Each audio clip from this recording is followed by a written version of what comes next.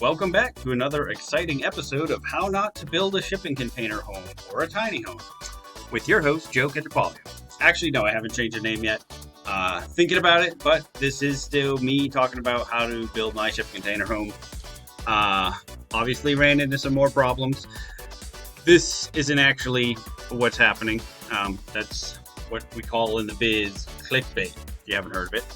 But I am having more foundation problems. It's just not falling into a giant hole. This big hole is on my property right now. Oh, by the way, like, subscribe, and comment. Ooh, missed a question mark there. Because I'm asking you, right? I'm not telling you. Probably sounds like I'm telling you most of the time. Maybe we can go with I'm imploring you. Stopping short of begging at this point. But it's exciting to see my viewership growing. And, hopefully it's not all bots. I think it's probably only, 92% bots. So those of you that are all watching, I appreciate it. I remember to do this early. I told you last time I would. Although I noticed my last video, a lot less people watched. So anyway, gonna get to the foundation issues. Okay, so we dug this hole.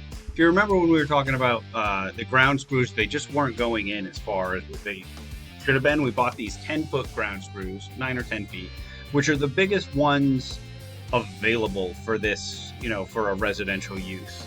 And we did that because of the slope of the lot. But what we didn't count on was, I guess, the geology. So we dug this hole, and this is, it's, even though I had that picture of my shipping container in there, that wasn't to scale. This is probably, 6 feet deep or something. And you can see we don't get very far down before we pass soil and we get to this, I guess it's limestone. It's not solid rock though. It's very, it's crumbly. It almost turns to sand when we dig in it, but we just cannot seem to get the screws in there. We tried quite a few different things. This is actually, there was not a long enough auger bit in San Antonio that we could get our hands on. So we actually bought two and brought them to the machine shop, and I'm pointing at the computer screen. You can see me pointing. Sorry about that. Actually, had them welded together, and you can see there's a pretty good bend in this thing. We actually twisted this, and this is after we've tried to straighten it. Trying to auger down first, because one of the things that we could do is pre-drill and then put the screws in. But so we couldn't even really get this in there to a point that it would work. So this is an issue, obviously, right? I mean, there's certain, we wanted to get them all to a certain depth. We weren't able to.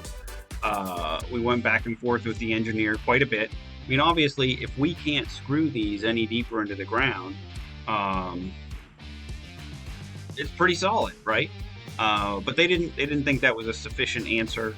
Part of the problem is our drill head, the thing that was the machine that was actually putting them in, didn't have a torque gauge on it, and so even though it was rated for 50% greater torque than what these screws need to be into the ground, because we didn't have any sort of printout with those measurements, that wasn't enough to satisfy the engineer. So what we did, I don't know if you remember that I talked about buying some extra screws when we went and bought these, and I'm glad I did. We added 4 more, which is really just 1 more per container. But we already had, I think, more screws than, well, at least what it was. We already had 1 more per container than what the builder thought we needed. And so now we're adding an additional 1 more. The screws themselves are relatively cheap, and so it was really just a matter of the time putting in some more. And that satisfied the engineer. I think everybody's pretty happy at this point, except that these are all, oh, and this is a close-up of where we welded those together. It was interesting to see it didn't fail at the weld at all. This thing bent really closer to the head, or the top of it. But I'm going to just show you a little bit of video now of, that I took, just showing where they all stand. So a lot of them are sticking up quite a bit. I mean, they're only 4 or 5 feet into the ground.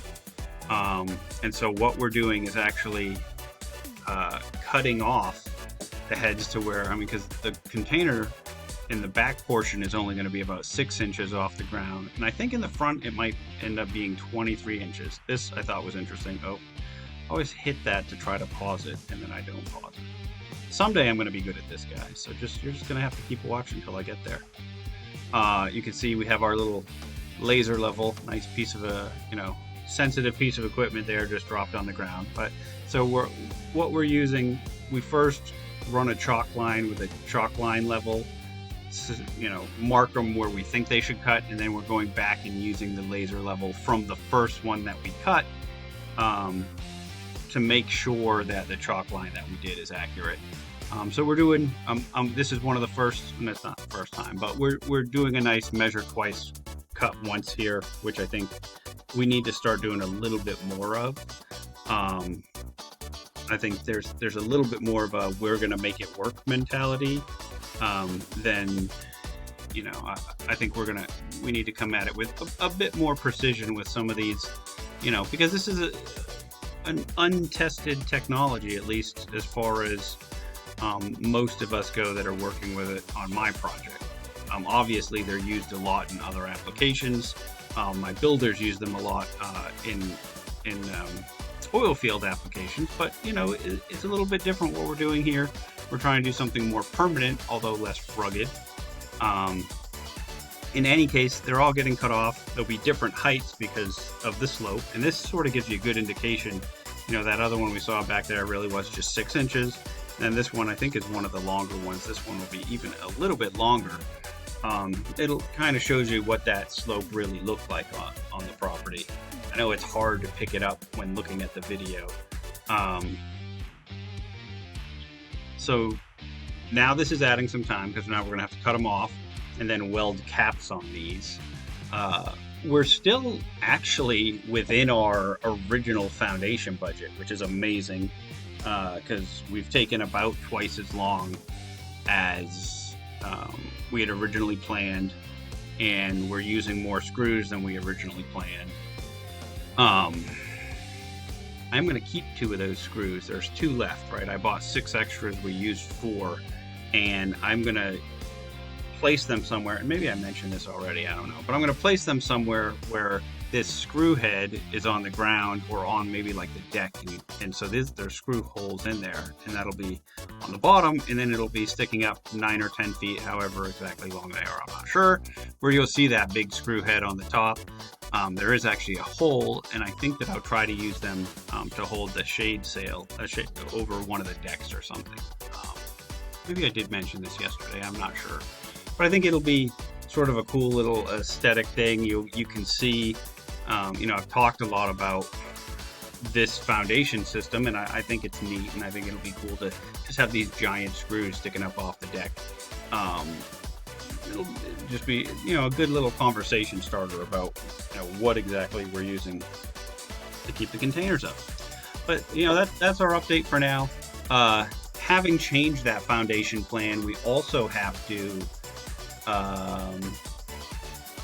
we still don't have a permit, right? We applied, they had asked us to make some changes in it, provide additional detail, but now we're also giving them some changes to the foundation. We're able to do this part first, but we can't move the containers onto it, even though at this point, I actually took this video yesterday. At this point, it's all cut off. We're getting those caps on today, but we're going to end up waiting on that permit again before we can move the containers. So that's we're getting through it, but each step is taking a little bit longer than we had initially planned. For my second, for the tiny home that we're doing, working on ways to alleviate that. I'm just letting them know we're just not even going to get started. I know we did those ones with the containers off site, and part of it was trying to keep one of my builders' crews going through a certain period of time when they were slow, and that's a big part of why they're giving me a great deal on part of this. But going forward, that's not going to work out, and so I'm going to be a lot more involved in this beginning planning stage, making sure we have foundation plans and permits and everything in place before we sort of jumped the gun on some of the stuff that we've done this time. It seemed like a great idea in theory, but now those containers are just sitting there, and I am paying. It's a small storage fee, but I'll be paying that extra time. Oh, look at that! I've got an alarm going off.